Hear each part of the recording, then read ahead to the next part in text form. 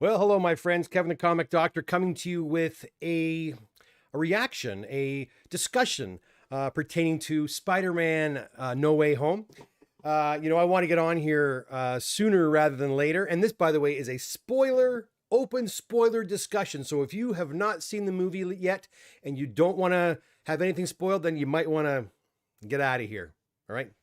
Get lost. I'm going to talk about everything. I'm not going to hold anything back. Again, I want to get on here sooner rather than later and talk a little bit about this, one of my favorite MCU movies to date. And that's why I want to talk about it. You know, and by the way, I also want to say thanks to everybody who popped by the office today for the sale. A few guys from our chat popped in. Great seeing you, meeting you for the first time. Thank you. And it was nice to meet you. And I hope you will enjoy this discussion we're going to have today. I don't know how long this is going to go. I wrote a whole bunch of notes down. I hope I can get to them in good, in order, I guess. I'll try not to bounce around too much. But I want to talk a bit about, first of all, the MCU propaganda machine, how they get us excited for these movies, dropping these trailers a few months back, giving us clues that certain characters are going to pop up and what have you, building the excitement to the release date. And I always make it a point to go to these movies on opening night. I don't want to go I want to go opening night, the very first, even the early preview night, so I can be there with other fans, because I think there's nothing like being in a theater with other fans who appreciate and love what we're seeing up on the screen.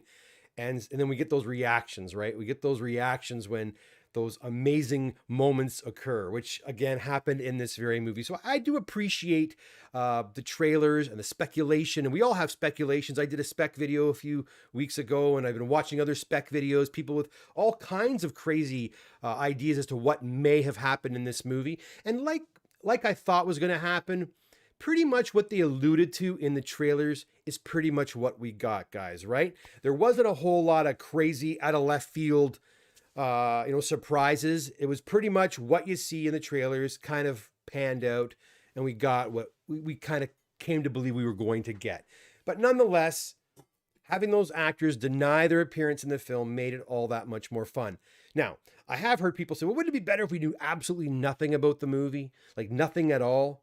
And you know what? I think if I went and saw that movie and I had no idea that Doc Ock, Alfred Molina was going to be in it, or that Jamie Foxx is going to resurrect his character from Amazing Spider-Man 2, or that, Willem Dafoe is going to come back and play the Green Goblin again. If I had no idea, no inkling whatsoever that was going to happen, I went and sat down in that theater and they just gave it to me, that would have been pretty crazy. I think that would have been absolutely mind-blowing.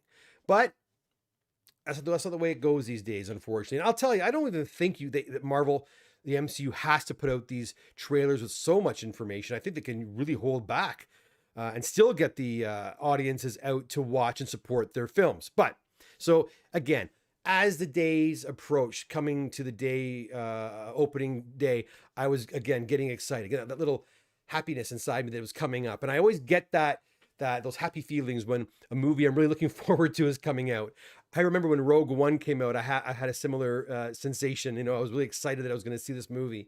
And I get that giddy feeling for most all MCU movies and all Star Wars related movies. But I'm going to tell you, a lot of times I'm pretty disappointed, those last couple of Star Wars movies that came out didn't do it for me. I left the theater kind of lackluster, not very happy, and Eternals was good, but I didn't leave there jumping up and down. And same with Shang-Chi, I really enjoyed it, but I didn't run around, woohoo. But this one was different. This one delivered. This was probably the most satisfying MCU movie I've seen since Endgame. It was absolutely fantastic. I'm going to look down at my notes as I speak, guys, so I don't want to jump over anything. It was honestly vastly entertaining, vastly satisfying as a comic book fan and an MCU movie fan. It was great. I'm going to tell you, as soon as Doc Ock showed up, I started smiling, and I don't think my smile left my face until, well, there's a couple of parts we're going to talk about later where my smile went away for a little while, but it soon came back again. I smiled throughout this entire film, and my kids were watching me, and I think they saw me with as excited that I was. I think it was very obvious how much I was enjoying this film right almost right from the get-go. It was a great, great film. It was action-packed. We've seen a lot of the different, clips of the battle on this at the Statue of Liberty. We know about the battle that takes place between Doctor Strange and Spider-Man, as well as the battle that happens on the bridge there, right, with Doc Ock and Green Goblin and Spider-Man. Those were amazing, all amazing in their own right. They were a lot of fun. Each of those action-packed, great action scenes. Really enjoyed those.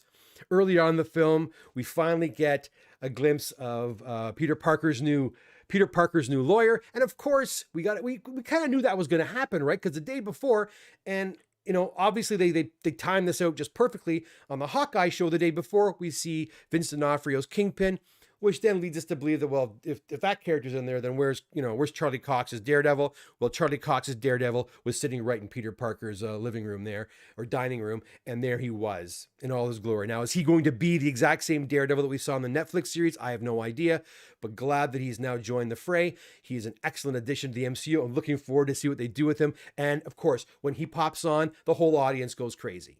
That's the first surprise, right? Boom, there it is, confirmed. We saw pictures. We weren't sure if they were real or not, but now there it is, right up on the big screen, and the audience goes wild. And again, reasons why I love going on opening nights. All the fans are there.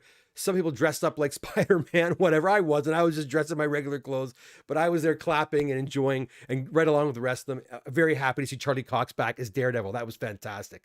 A very small cameo, though. Only in it for probably a minute. That's it. We don't see, he's not dressing up as Daredevil. He's Matt Murdock. That's it. I think we're going to see him again later in the She-Hulk. I got a feeling we're going to see him pop up in the She-Hulk again. He mentioned to Happy Hogan that he's going to need a lawyer, a really good lawyer to back him. I got a feeling his really good lawyer is going to be Jennifer Walters. Jennifer Walters, right? That's her name. I believe. Yeah, Jennifer Walters, who is the She-Hulk. And I think that's where we're going to see Matt show up yet again. You know what, guys? One of the best parts of this movie were the villains that came back. We really see a little more definition in Doc Ock, Alfred Molina's Doc Ock, Willem Dafoe's Green Goblin, and Electro, Jimmy Fox's Electro. Those were the three we focus on the most. Yes, Lizard's there, and yes, Sandman's there. Sandman, not too bad. He got a little bit of airtime as well. Lizard, I think the actor who played the role probably had one line, and I think the Lizard spoke maybe 3 times. It wasn't like he had a lot to do. He was just kind of brought there. But the other 3, like I said, Doc Ock, Green Goblin, and Electro were defined a lot more. And it was cool seeing these characters interact with each other. And again, I don't know if you've seen the film or not, but you know that Peter decides he wants to help these guys. Because if they go back, if they're sent back by Doctor Strange, if he fixes the problem, this multiversal problem, he sends them back to the moment before they come, they'll all perish, or many will perish at the hands of their respective Spider-Man. So Peter, urged by his Aunt May, says, no, help these people, help them change, give them a second chance. So that's Peter's job. So he basically gets rid of Doctor Strange out of the way, and he takes matters into his own hand and tries to help. He tries to help these guys figure out their problems. Using some Stark tech and Happy Hogan's condo, they start fixing the problems. And one by one, well, I wouldn't say one by one, but for the most part, they fix Doc Ock, that little transmitter in the back of his neural path transmitter. They fix it, and he's brought back to normal. And I'm going to tell you, when Alfred Molina, when it works, and he becomes sane again. What a great actor, man. Right away, he talks about this, the constant noise in his head being now gone, and he could finally hear quiet again. Just great, right? I mean, but I'm going to tell you, a big missed opportunity, I think, in this movie was getting to know these guys even more. I equated this film, or I compared this film when I left the theater with my kids, to Back to the Future, a very satisfying, well-rounded movie. But one of the best parts of Back to the Future is when Marty McFly says, hey, I'm here for a week, I can look around. And then Doc says, no, you mustn't talk to anybody, right? But he still goes out and he mingles with his father and his mother and other people, a young Biff and what have you. But he gets out and he checks out the 1950s. That's what I wanted to see. I wanted to see these villains check out the world that they did not inhabit, a world where they did not have to be villains, right? That would have been kind of cool. And to see Peter Parker interact with them more in that vein would have been fantastic, I thought. So a bit of a missed opportunity, in my opinion. Yes, we see Aunt May taking a bit of a Uncle Ben role in this one, guys. A lot of people thought that someone was going to die in this film, and someone does die in this film. And yes, Marissa Tomei, see you later. She is now leaving the MCU or leaving the Spider-Man universe because she's killed off. And and you know what? At first you don't think she's gonna die. She's hit with the Goblin's glider, right? And she's knocked over. But then she gets back up again, and Peter, you see her starting to lose kind of consciousness, and she lies down, and then she pretty much dies. But before she does die, she utters the line we've not heard yet. Now remember, the MCU did not want to give us another origin story for Spider-Man, right? They never, we saw it once with Tobey, we saw it once with Andrew. They didn't want to do it again with Tom. So they didn't bother. We all know where Spider-Man came from, so they never bothered doing that again. And because of that, we never heard that famous line, the Stan Lee written famous line, with great power comes great responsibility. Usually it's Uncle Ben who delivers that line. He did so in the other two films, but in this one, it's given to Peter. That line is given to him by his Aunt May before she passes away. And that becomes all the more powerful later on, and I'll talk about that in just a few seconds. But okay, I'll talk about that moment as well. When she does pass away, we get a great performance by Tobey Maguire, by Tom Holland. We don't think, and the audience is not sure she's going to die, to be honest. She's kind of cognizant, and then she kind of slips away, and then she does pass. And when she passes, Tom Holland's reaction to that is phenomenal. Great little actor, man, Tom Holland. Good on him. And we know he's now alone. There's no Uncle Ben. He's by himself. He's alone. No relatives. He's on his own, right? And I told you I was grinning grinning ear to ear throughout this movie. At this point, of course, the grin went away. At this moment, it was very, very moving and very emotional.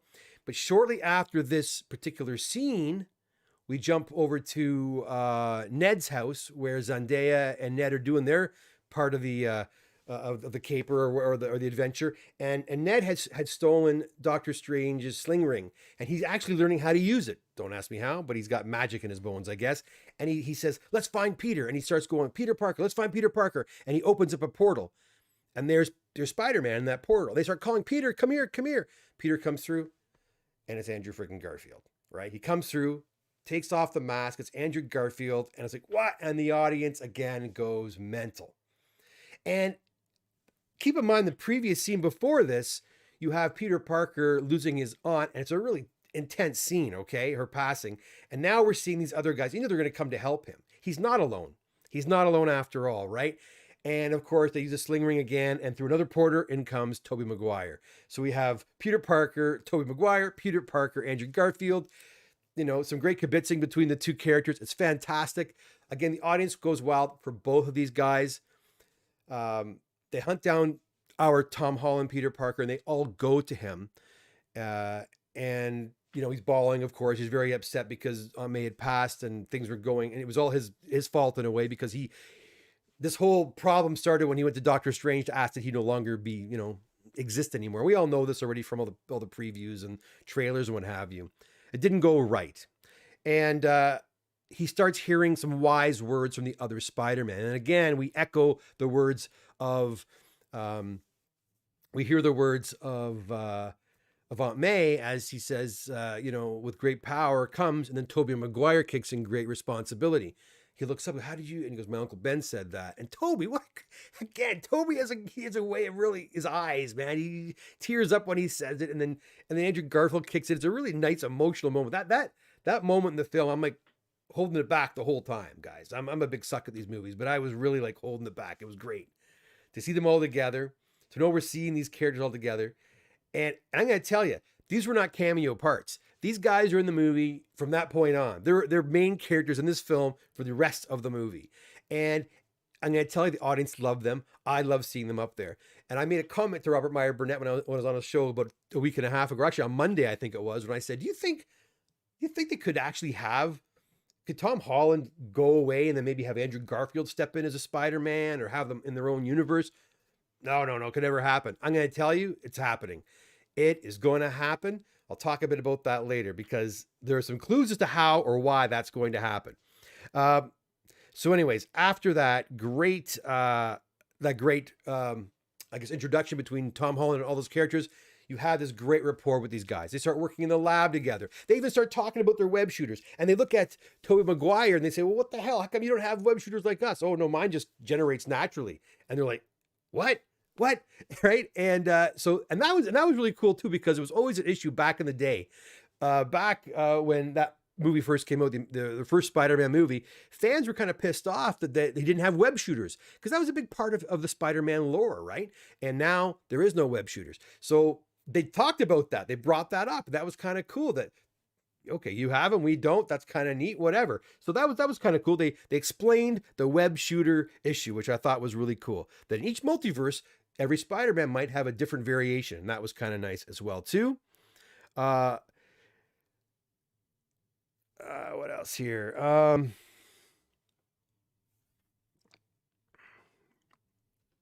Let's see here. In the end, Doctor Strange comes back to give an assist. The multiverse starts breaking up, and he has to send them back. But the only way he can send them back is by going back to the original spell that he'd cast that brought all these people and these villains into this universe. But he said, the trick is this, man. If we do this, if we go back to the original spell, nobody will remember who you are. I won't remember who you are. Nobody will know. And as the multiverse, the dimensions are kind of exploding overhead, he says, go ahead and do it. Doctor Strange does it. It happens. And he's able to fix the tear in the multiverse and send everybody home. And so bye-bye Tobey Maguire, bye-bye Andrew Garfield, Willem Dafoe, they all zap away, and that's great. But what's pretty interesting about this now, guys, is they cured them all. He cured them all, right? So Willem Dafoe goes back. Peter Parker, or Tobey Maguire goes back, but they're no longer going to die in their universes. Doc Ock goes back, restored, right? And that's pretty amazing, because now those villains are no longer dead in their respective universes. They're healed. They're no longer villains anymore. And those Spider-Men have gone back. And what's really cool about that is now, when the movie ends, they essentially have rebooted the MCU Tom Holland Spider-Man. Nobody knows who he is. Yes, Spider-Man had adventures with the Avengers. They said that. Spider-Man is known. J. Jonah Jameson goes on the big street. Who is it, Spider-Man? It's like back to the beginning again. No one knows who he is. And yes, there are tons of plot holes in this movie, guys. There's tons of plot holes, silly situations. Even the whole idea of the spell is kind of nonsensical. But you know what, guys? It's a comic book movie.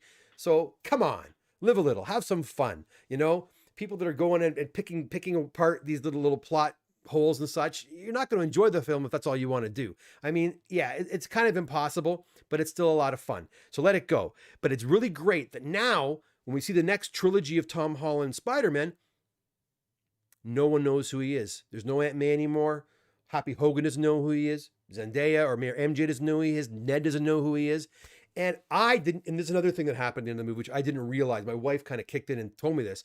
At the end of the film, he tells Zendaya, you're going to forget me. I'm going to go. The only way to fix this, you got to forget me. She said, well, come find me and we'll restart everything. He's like, yeah, no problem. So what happens?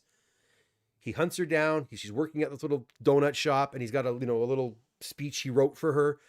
And he walks in and he sees that she's happy, and she sees that Ned is there and he's happy. And they both got into the college they wanted to get into. Their futures are bright. There's no problems. And just before he's about to start giving the speech about, I love you, and this is who I am, this is what happened, he realizes that they're better off without him. They're safer without him. And so he takes his coffee that he orders and he leaves. And I didn't put two and two together at that point. I thought that it was just a matter of him saying, so long, I'll take my time in building this relationship.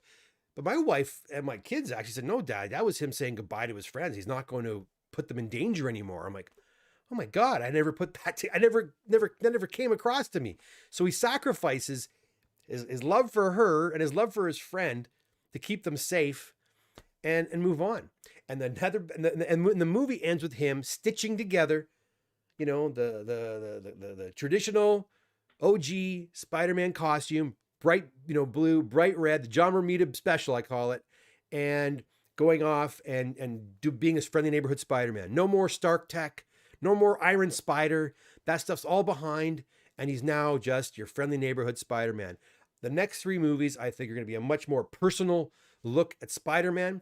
Will the Avengers show up? Will other characters cross over? Well, they can, because he's still in the MCU. So yes, I think that will happen.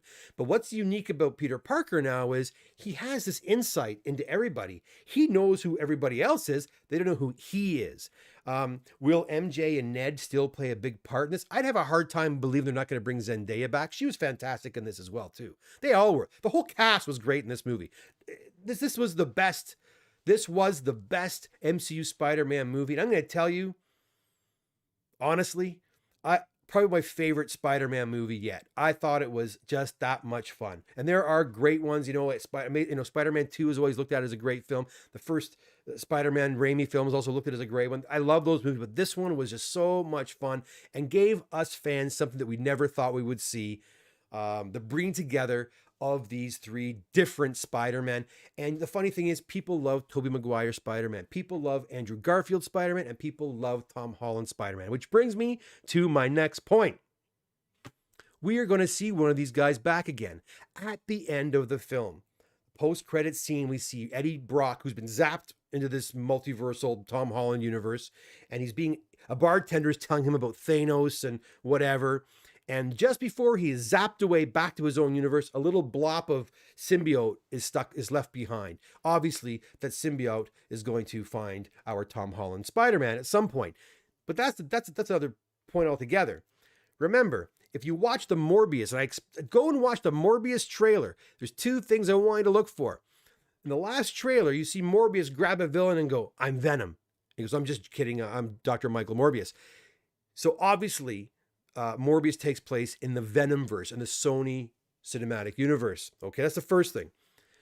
Early on, when the first Morbius trailers were released, we saw Morbius running down a back alley, and what's on the wall? An OG Spider-Man poster that says "Murderer" on it. Now, who the heck is that? That's obviously not Tom Holland. The style looked kind of like the Sam Raimi Spider-Man. So I'm thinking, guys, you know what? With the popularity, with the explosion of applause that I saw or heard, when those two characters came out, there is still a diehard love for them. There's a market for them. There was supposed to be a Spider-Man 4. There was supposed to be an Amazing Spider-Man 3. They were both canned. They were both rebooted, respectively, as you know. They're going to go back. They're going to go back. And I'm not saying this is going to be a Spider-Man film first. I got a feeling we are going to see Spider-Man, perhaps in Morbius. And I'm not sure if it's going to be Tobey Maguire or if it's going to be Andrew Garfield. I'm not sure which one. But one of those dudes is in the Morbius universe, in my opinion. And I also believe, and the one thing that I don't understand, though, I'm not sure about, is Michael Keaton. Because Michael Keaton shows up, too. Now, is he playing the Vulture in the Morbius universe as well? I could be. I don't know. But we're going to find out soon enough, because the Morbius movie is coming out really, really soon. I think in about a month. And so, again, very excited about that. Once the Joker film came out last year with Joaquin Phoenix, and we had the Jared Leto Joker just before that in Suicide Squad and the Justice League. And now there's talks of Ben Affleck, being in the next Flashpoint movie with Michael Keaton, as well as the new, Pattinson Batman, which is coming out very soon. DC has embraced this multiversal idea. There could be different stories from different Spider-Man, different Batman, different Flashes, different whatever. They're embracing it. And I think Marvel's jumping on board too. And Tom Holland is going to be the MCU Spider-Man, but Sony's going to have their own universe as well with their own Spider-Man. And this was a great way to bring Tom Holland, keep getting them mixed up, a great way to bring Andrew Garfield Spider-Man and the Tobey Maguire Spider-Man into the MCU, making it a part of MCU canon. They can go back and forth. Things can happen. It's very exciting and a hell of a lot of fun. A hell of a lot of fun. Also, something I got to really say, amazing continuity. There was, for example, when he fought Doc Ock at the beginning, Spider-Man's like, we see the Green Goblin come in, and the first thing Alfred Molina turns around and goes, Osborn? He calls him that. And then we find out from Molina's Doc Ock who Norman Osborn is. He tells the kids, Peter Parker and his friends, who Norman Osborn is or was, or that he died. He was impaled by Spider-Man with his own glider, right? Lots of this backstory, this continuity is right. And even with Flint Marko, him and his daughter, he wanted to go back to his daughter. He just wants to become normal again. just continuing from the old Spider-Man movies. The continuity was there, and that I appreciate. A lot of fun. I love continuity. That the script writers were aware of where these characters came from and respected that and maintained that in this movie. So kudos to them for that too. That was awesome. Yes. Anything else I can say here? Said all that. Yep. So there it is, guys. I mean, I give this movie thumbs up, way up. It's a very fun flick, fun for the whole family. I think you're going to get a lot more out of it if you watch the old Spider-Man film for sure. Let's go over to the chat and see if anybody's here. Oh, people are there. People are talking a little bit. Let's see. Let me bring my chat window up. There it is. Nope, there it is over there. Okay. Pappy, best Spider-Man so far. I agree with you. Stavros is skipping. Oh, Stavros, have fun. He's not here now, I'm sure. Family, good seeing you today. Spider-Man, best superhero ever. I like him a lot. Mike Lemon, was Kevin going to have an Instagram auction tonight, or am I mixing up this with the comic store sale he had this morning? Yes, Michael, the auction, well, it wasn't ever an auction. It was a claim sale. It was canceled. It was supposed to be yesterday. Two of the vendors backed out, so Roy and I decided just to postpone that into the new year, and we had a regular old in-person sale today at the shop. Lewis, hey, how you doing? What's up? James is here. Just dropping to say hello from New Mexico because I'm seeing the movie tomorrow. Yeah, old James is probably gone because otherwise I would have ruined it for him. That's not good. Louis Lebitz, it was movie magic. Louis, I agree with you 100%. Absolutely loved this film. Who would have thought? Who would have ever thought they would have conjured up this storyline to get these Spider-Man on screen together? It's something that no one... I think that it was born of the Spider-Verse movie, to be honest with you. I think, and I don't know if this film was in production when Into the Spider-Verse, did it come into production after Into the Spider-Verse came out? But I think the success of Into the Spider-Verse prompted this movie to take place. What a great idea. What a great idea. Now, also mentioning... great line by Jamie Foxx at the end there when Andrew Garfield takes off his mask. He says, you know what? You fight for the underdog and, and you seem like a pretty cool guy. I thought you would have been a black guy. And obviously the audience laughed, kind of nodding to Morales a little bit. Miles Morales, we're going to be seeing him pretty soon too, in my opinion.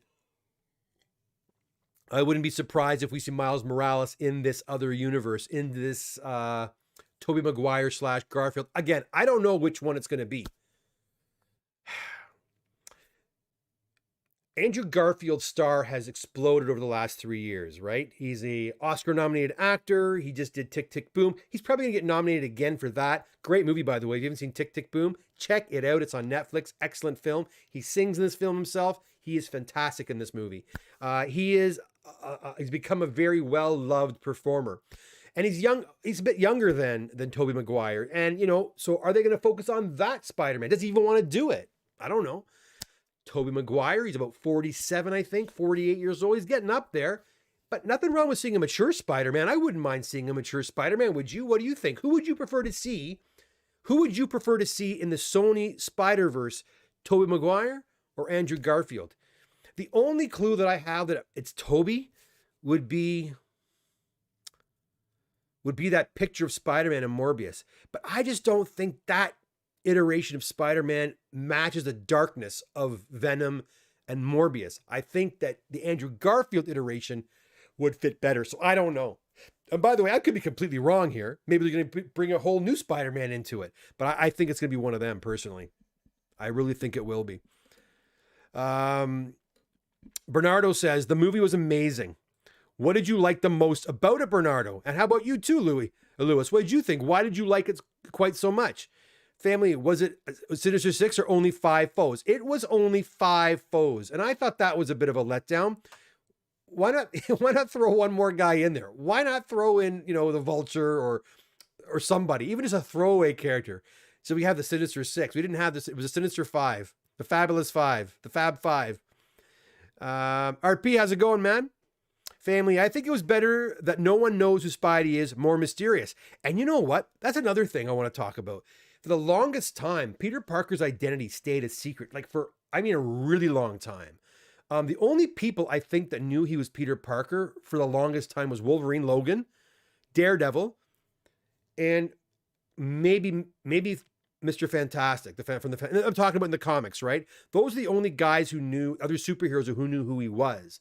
Wolverine knew he was from his smell, and I think same thing with Daredevil. He could figure it out from his heartbeat or his whatever, his rhythm, I guess you could say. He figured out who Peter Parker was. And I think maybe Mr. Fantastic. So this idea of him going back to being a mysterious character again is excellent. You know, I think the biggest complaint people have had with the current Spider-Man films is the fact that, you know, he's Iron Man Jr. He's not really Spider-Man. He's got all this AI. And the funny thing is he's got these powers, man. He's got some serious powers. He doesn't need all the other bells and whistles, right? And I think that took away from the Spider-Man mythos. And now all that stuff is stripped away. It's almost like a complete reboot. Away he goes. Maybe we're going to meet a Gwen Stacy now in this Tom Holland's life. Who knows? We will see. Potishin says, who does he live with? Are you referring to Tom Holland? In the beginning of the film, he lives with May, and then May dies. At the end, he gets his own little apartment. I thought at the end when he went into the apartment, I thought we were going to hear Mr. What's his name from the first rent. Where's my rent? I thought we were going to hear that guy's voice in the background, but we didn't. That might have been too much. JP Studio, how are you, man? Hey, Dad. Oh, JP Studio, it's Jackson. Can you give me the tape need to finish wrapping the presents? Come on in and get it, JP. Come on in and get it. It's right there. RP, nice seeing you and Roger earlier today. Yes, it was. Yes, Rick, it was good seeing you as well. And again, I love seeing guys on here at the shop. If you can make it, nice to meet you in person. Too bad we have those silly masks on our faces. Unfortunately, that is the way it goes. But, yeah, come on in, Jack. Come over here. Come on and say hi. Let him know what you thought. Jack's here, guys. Hold on. Let me just pause for a second. Let me get Jack on here. Come on in here. Okay, what did you think of Spider-Man? It was amazing. Like Amazing Spider-Man. Yeah. Why was it so good? Why'd you like it? What did you like the most about it? It was when Tom Holland and all the other Spider-Mans got together. That was my favorite part. Right. Because it was just so funny. They're like, hey, Peter. And they're all like, what? Yeah. Because they're like, they don't know which Peter it is. It was fun to see them kibitzing back and forth. There's the part that Jack's talking about. Ned's on the computer and he says, Peter. And they all turn yes. And they all look. They don't know who he's talking. Little points like that. Those are fun, right? You know what would be very funny if they added in the movie? What's that? Tobey Maguire doing that dance in the third one. I was like, oh, we want to forget about that. Yeah, no one would ever forget. No, Spider-Man 3 was the end. Spider-Man 3 was the reason why they rebooted it. It didn't do well at all. And because of that, they ended up getting rid of Tobey and his friends, and they brought in Andrew Garfield and the Amazing Spider-Man. And then the first one did good, and then the second one did bad. And then the Amazing Spider-Man. Yeah, the first one did good, but the second one did bad. Right. And then they ended up doing it again with Tom Holland. With Tom Holland. All of them got a great success. And I'm going to tell you, Sony, man, what an idea to have. Imagine that. Sony is living in the best of both worlds. They have a successful universe of their own with Venom and with I guess Morbius is coming up the ranks and what have you. They can tap into the Tobey Maguire. They can tap into Andrew Garfield. They could do movies for each one if they wanted to. They could have 3 different Spider-Mans going because we all love those Spider-Man and we would all go see those movies. That's the crazy thing. And then over on Disney, they've rented out Tom Holland Spider-Man to the MCU so they can use him and they're making money there. So I mean, boy, Sony.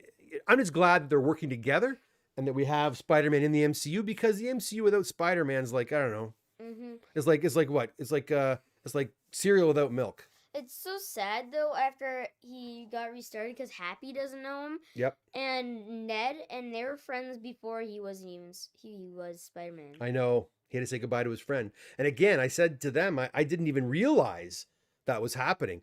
I really didn't think that he was saying goodbye to them. I thought he was just gonna not push it on them too quickly. That's the impression I got. But then my wife's like, no, he's leaving them alone. He's not going to interact with them anymore to keep them safe so they can go and have a normal life. Because when he's in their life is not normal anymore. It was his fault they almost died. It was his fault that they didn't get into college. Crazy. Yeah. Anyways, tape's over there if you want it. Okay, bye. All right, see you, Jack. All right. So yeah, we all loved that movie. It was a heck of a lot of fun. All right, let's see what else people are saying here. Um,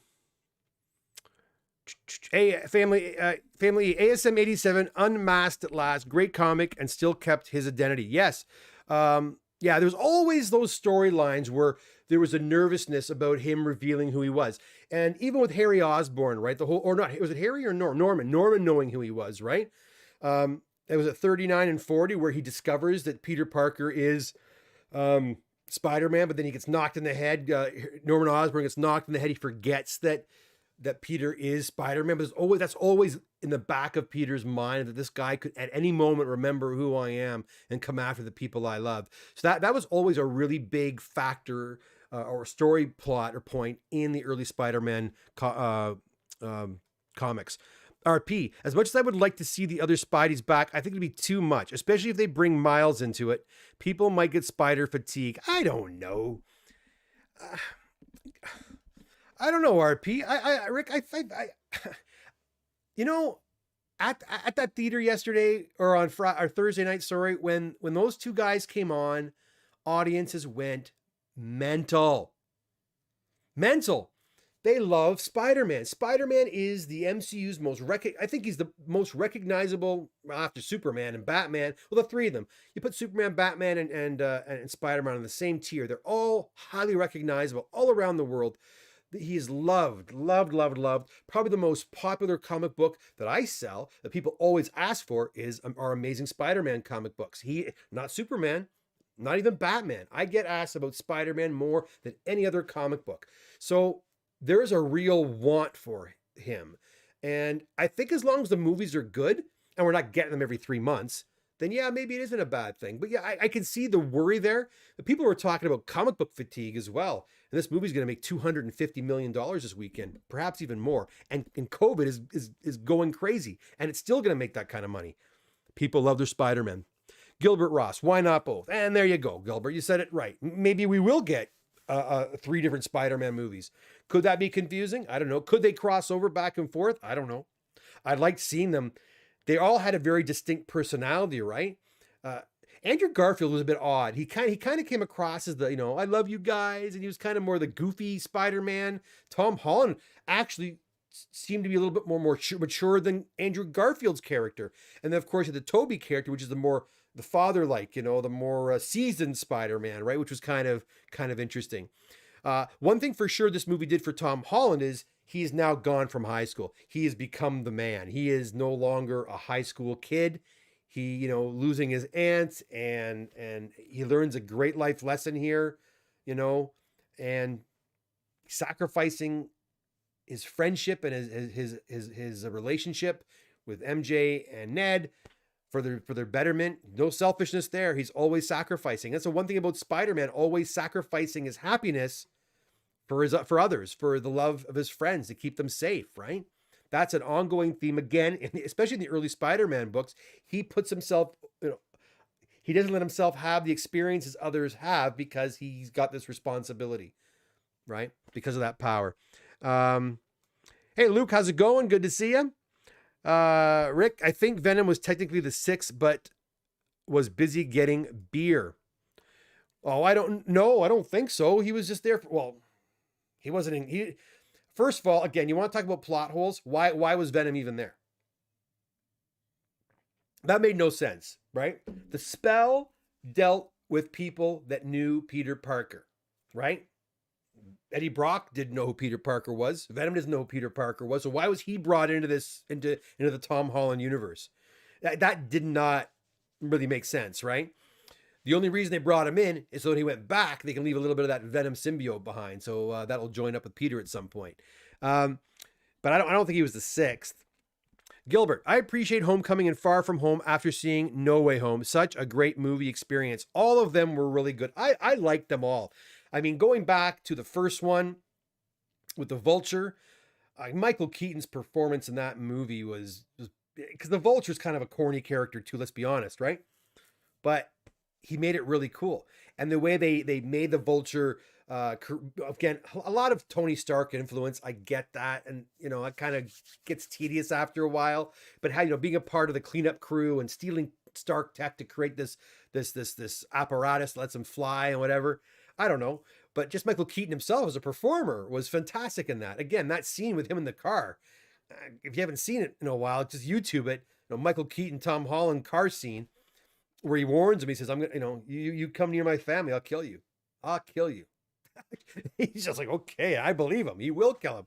Like, Michael Keaton was fantastic. The second one with Mysterio was just a lot of fun. I thought it was a pretty good one. I mean, Mysterio is a hard character to put up on the big screen, right? And I thought they did a pretty good job. Now, is it really that feasible, having all those people involved? I thought it was pretty interesting to have old Stark employees being a part of Mysterio's crew. That was kind of neat. But what I also thought was pretty interesting was that Mysterio claimed to be from another universe, a multiverse, right? The multiverse this, the multiverse that. He was talking about the multiverse, and then all of a sudden, in the next movie, the multiverse is friggin' real. So that was kind of different. I thought Mysterio might show up, but anyways, didn't happen. Cyber Grind and Ink. How you doing, man? How you doing? I know there's a black Spider-Man out there. There sure is. Cyber Grind and Eddie Brock worked for the Daily Bugle and was fired because of Peter Parker. Yeah.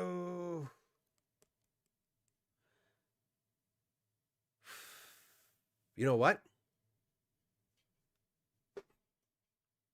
But didn't he work for the Bugle in the Venom movie too? Right? They never explained Eddie's, Eddie lives in San Francisco in this. He doesn't live in New York. But could he have encountered another Peter Parker? Could he have encountered, say, Andrew Garfield's Peter Parker? Yeah, maybe. If we see that later, that would make a little more sense. If we find out later that Eddie Brock had already had encounters with Andrew Garfield's Spider-Man, and he had a mix up with him, then perhaps. But in that universe, in the Venom universe, Venom merged with Eddie before he merged with Spider-Man, with Peter Parker, right? So that's something that they just, they're going to have to play around with. I forgot that in Spider-Man 3, the symbiote did know Peter was Spider-Man since they bonded. Yeah, but that's not the same one, is it? That would have been Topher Grace. I thought Topher Grace might show up for that, but no, Topher wasn't in it. So it wasn't that Eddie Brock. It was a different Eddie Brock.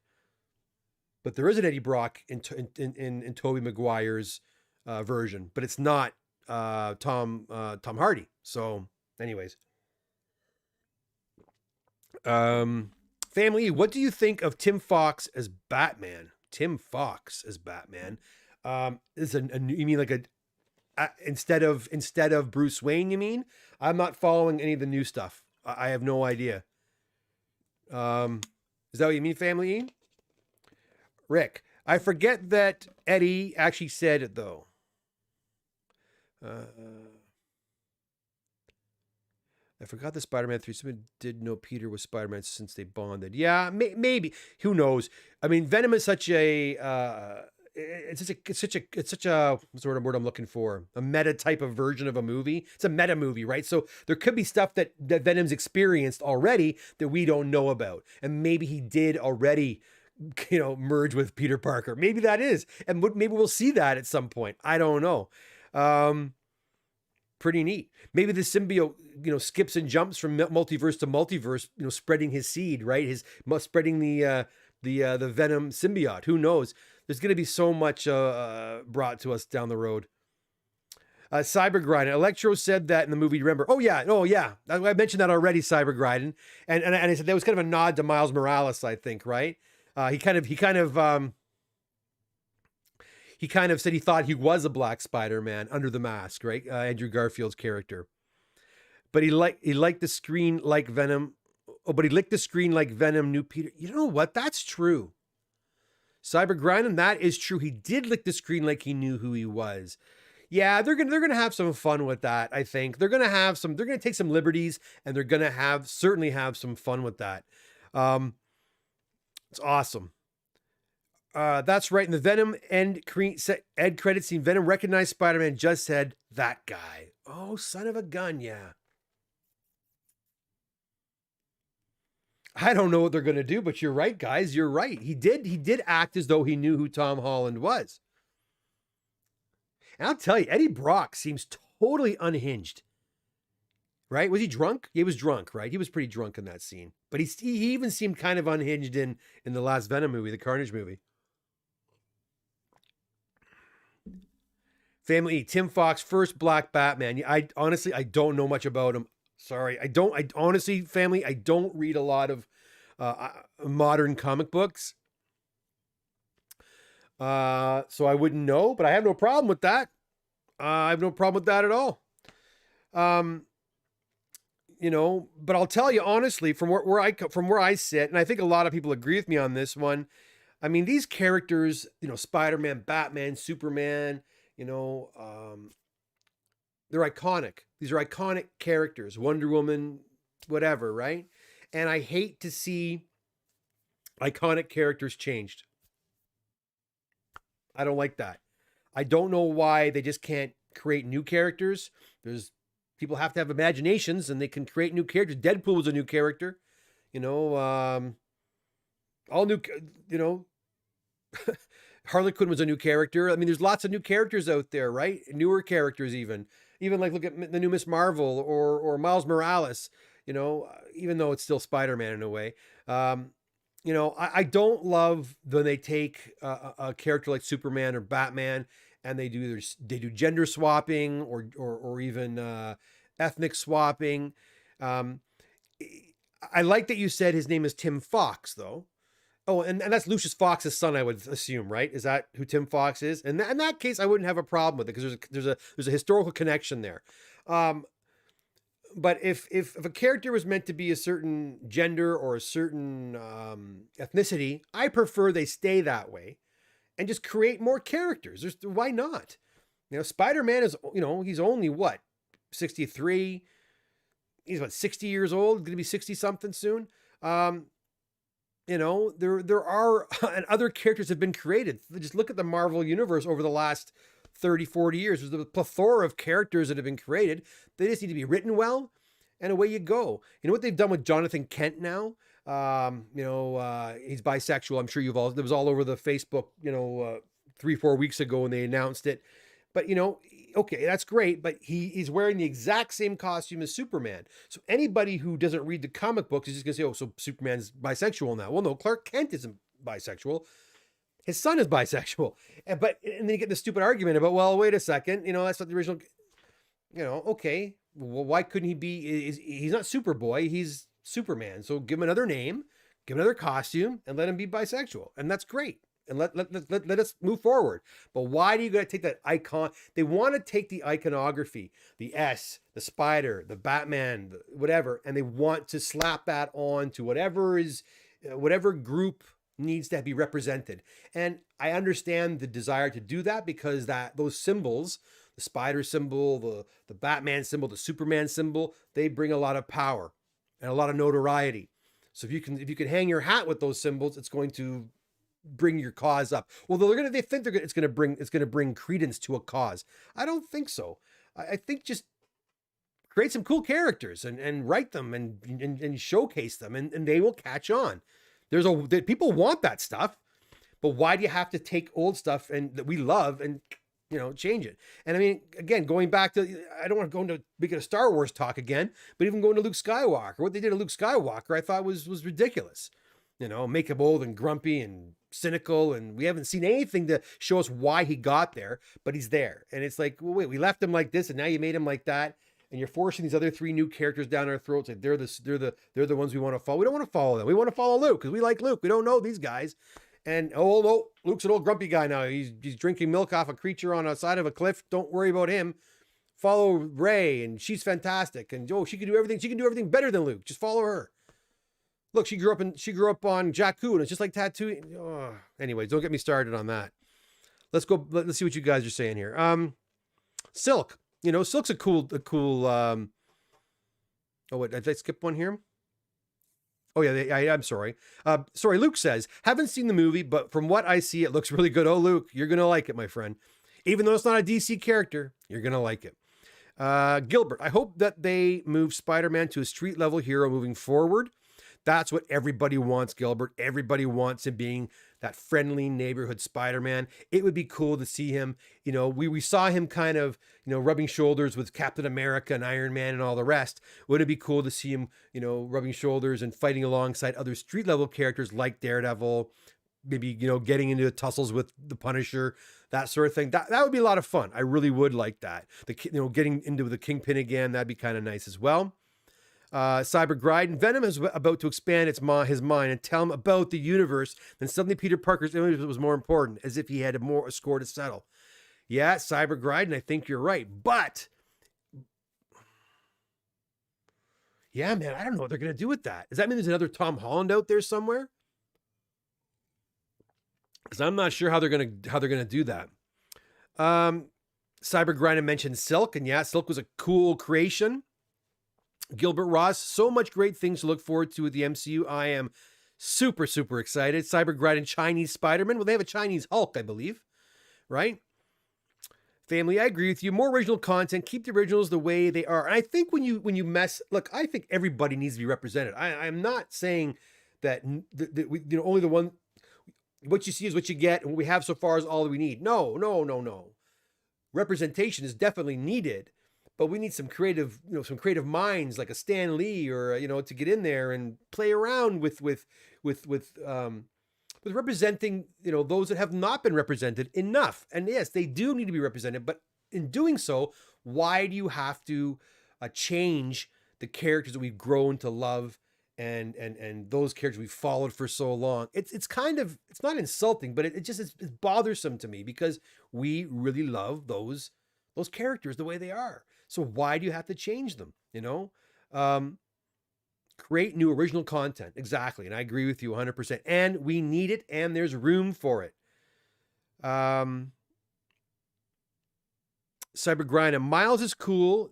Though you got to admit, I do. I love Peter Parker until I heard his bump in Biggie. Then I felt more connected.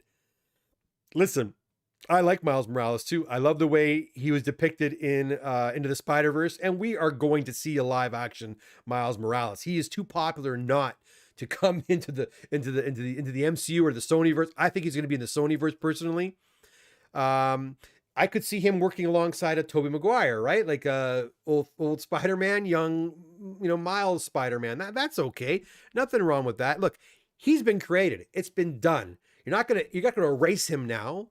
And Miles is a little bit different too, because he's not Peter Parker. He's a different person. It's not like they took Peter Parker and changed his ethnicity. They didn't make him Italian overnight or something like that. He's still Peter Parker. The fact that this kid has similar powers, whatever. He's still a different person though, different personality traits, different talents, different skill sets, that sort of thing. So I'm kind of okay with it. It's like She-Hulk. I have no problem with I love the She-Hulk. I think she's great. Oh, let's just take the Hulk and make him a girl. Well, no, it's not, because she's a different kind of character. If you've read She-Hulk in the comics, she's a really outgoing character compared to Bruce Banner, right? She's a sexy, tall, green Hulk, and she knows it, and she struts her stuff, and she's great, and she's a very different character, so that's kind of fun, right? So I don't mind that necessarily. I guess it's almost like having the Shazam family or the Batman family and having all these different characters as a part of the Batman family. I always liked that. Marvel was a little more unique because they didn't go down that road. Marvel didn't do that in the old days. They didn't have the Hulk family. They kind of do now, right? But they don't have the Spider-Man family. But they kind of do now. They've kind of become that. But back in the 70s and 80s, you had Spider-Man and that was it. And then maybe Spider-Woman, who's kind of around, but she wasn't, but now you have Spider-Woman, Spider-Girl. You've got, like you said, Silk. You've got Miles Morales. You've got, there's a few other ones. There's a few other ones, right? And the same thing with Captain Marvel. You got a whole bunch of them. The Hulk, there's a few of those guys. You got Hulk, and you've got, if you watch that cartoon, there's like 5, the Red Hulk, Green Hulk, Gray Hulk, She-Hulk, that new Hulk, we mentioned the Chinese Hulk, I don't know his name, but I know you're talking about. And didn't Rick Jones became a Hulk too, right? So you have that Hulk family as well. So you kind of got that as also. I don't know. I don't know the answer, guys. I just think, more original thinking, rather than taking old characters and changing them. I just hate to see characters change. I really, like Supergirl, and I don't want to get into it again on Supergirl on the CW. The CW network is probably the most woke channel there is, and every show they have has to push the limit on everything and changing the characters, and I just couldn't stand it anymore. I don't watch that anymore at all. So where am I here? Biggie, yeah. RP. So technically, shouldn't there be versions of these villains still in the MCU? Still hoping Osborn, Green Goblin come back, but I guess now it would have to be Hobgoblin. Yeah, I was thinking that same thing too. I'm sure there's a Norman Osborn somewhere, but Osborn has not really been. We haven't seen, Osborn's company mentioned, or anything so far in the MCU. So who knows? Who knows what we're gonna get, right? Hey, listen. Remember, over at the they didn't know who the Avengers were. Tobey Maguire and Andrew Garfield did not know who the Avengers were, so there were no Avengers in their universe yet. So maybe there is no Osborn. We'll see. Maria says, create new characters instead of changing the current ones. Damn right, Maria. I agree with you 100%. And look at, I mean, did any of you guys go see Kick-Ass? I mean, I freaking loved Kick-Ass. What a great movie. What a great comic book. Original comic book. The movie was fantastic. Hit Girl was amazing. Not a very old character. Kind of a play on the whole Batman and Robin thing, of course. Nothing wrong with to draw inspiration from previous characters. You're going to do that. Again, remember, I always say this, that creativity requires inspiration, right? That's the way it goes. So as an artist, you want to be inspired by those who came before you. And that goes in the comic world too, right? You talk to any comic book artist, they're going to tell you who their favorite characters are and who their favorite artists are. And they're certainly going to have borrowed ideas and elements of, they're going to integrate stylistic elements from their favorite artists. And if they're creating characters, they're probably going to create characters that are similar to other characters that they've dealt with in the past. Now, if you look at something like Spawn, and I mean, Todd McFarlane's not here to ask him this, but I wouldn't be a bit surprised. Spawn's cape that has a kind of a life of its own. If you look at the Batman books he did prior, the Detective Comics books that McFarlane did early in his career, look at those capes and compare those capes to the Spawn capes, right? There's a similarity there, certainly. So he definitely borrowed ideas and elements and took it with him to Spawn, right? And yeah, that's always going to happen. But it's nice. It'd be nice to, and I'm sure we are seeing a lot of new content. Maybe not from Marvel per se. Marvel's always going to, they're always going to fall back on Captain America, Iron Man, Spider-Man, Hulk, all these characters, because those characters are tried and true. Same with DC, Superman, Batman, tried and true characters. Will they create new ones? Of course they will. But they're gonna gingerly put them out. They're not going to, go crazy. That being said, though, there's an Echo series coming out. There's a Miss Marvel series coming out, and these are characters that most people don't know who they are. So we'll see, right? We'll see. And remember, Echo, is she indigenous, or is she? I'm not sure if she's indigenous or if she's of Spanish descent, Hispanic descent. But you've got that, and she's also deaf and missing a leg. I mean, like, here it's a pretty amazing character. And then you've got Miss Marvel, who is, I believe, one of the first Muslim superheroes, right? So they're trying, they're playing with these characters and getting this representation out there, which can only, in my opinion, be a good thing. So family, Spider-Man 2099, very cool. I don't know much about Spider-Man 2099, but I'm very excited to see where they go with it in the movie, with Oscar Isaac playing the part. Luke says, hopefully we see Nova in Guardians. Excited for Adam Warlock. Well, you're going to see Adam Warlock for sure, and I wouldn't be a darn bit surprised if we see Nova as well. There's been hints to the Nova Corps as well, so I got a feeling we are going to see them pretty soon. Luke also says, yeah, unlikely with live action Miles for a while with the success of Spider-Man and the plans for him. Yeah, I say we're going to see a Miles in live action once the Into the Spider-Verse trilogy. I think it's mostly trilogies these days are done. We're going to see him in a live action for sure. Rick says, unfortunately, these studios just follow the money. So if they can use these IPs to push more of PC agenda under the guise of more inclusion for all, they'll do it. Yes, they will. They're not out to make friends, right? They're out to make money. It's show business, my friends. Business, right? And if they can, like you said, under the guise of more inclusion, give us these characters that are somewhat inclusive, then most certainly they're gonna do that. Hey Wayne, yo, how's it going, man? Good to see you. Wayne saw the film. Let us know your thoughts, Wayne. That being said, Rick says some are hit and miss, i.e. Miles, Kamala Khan, Sam Alexander. Yeah, not everything is gonna work, right? Not everything's gonna work. And look, even in the comics, not everything works, right? They go back and rework things all the time. They reboot stuff really quite quickly nowadays as well. So they'll try the Kamala Khan. They're going to try the Miles Morales, and they'll see how it goes.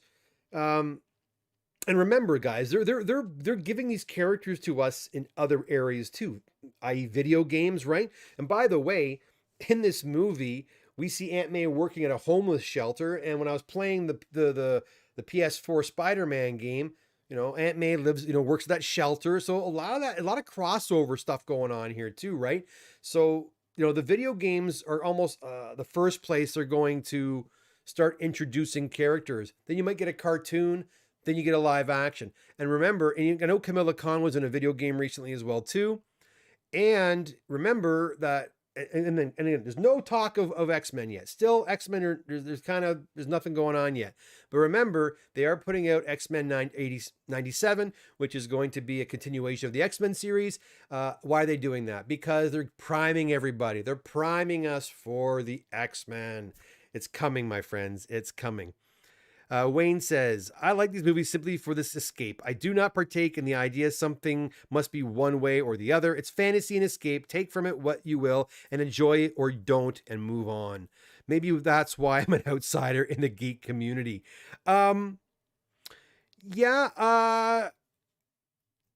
you can look. I don't think I don't get upset necessarily. I get disappointed a lot if the movies don't give me what I hope for. They are escape, but we've also come to expect a certain quality and a certain something from these movies. Now it's been 14 years now of MCU films, and they've really gotten to their stride.